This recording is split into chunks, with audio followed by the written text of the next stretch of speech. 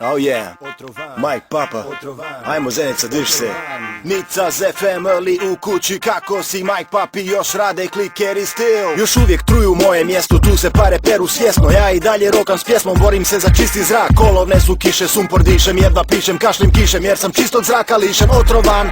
Moji ljudi glasno šute, navikli na radnje mutne, jedu kaku i sve veće tute, otrovan. Znam ja da se nema para, priča stara, rime stvaram, ima dara, Nica ze na jugu gori robija. Ljekar ovdje bijesne pare ilegalno stiče, dok plamena zora sviće, a šampion opet biće likće. Čistog zraka meni treba, nema neba, nema hljeba, sicam svega pa sam smrknut pa sam spričen. Otrovna salata ovdje niče, bolje biće, mladi čovjek ne radi i daje zadnju marku u kafiće. Glasamo za bolje priče, bolju hranu, bolje piće, spodobe nam sutra kroje pa nam djeca na njih liče. Tako ovdje stoje stvari, neko pravi, neko kvari, ovaj otrov teško vari, mikrofonski tata stari. Previše je dima, Papa novi album snima, rime ima što je gore ovdje, moja rima bolje štima, dok ne bude bolje svima, neću stati, neću s njima, vatra gori dalje, zato kažem ovim lopovima, otrovan, ja sam otrovan.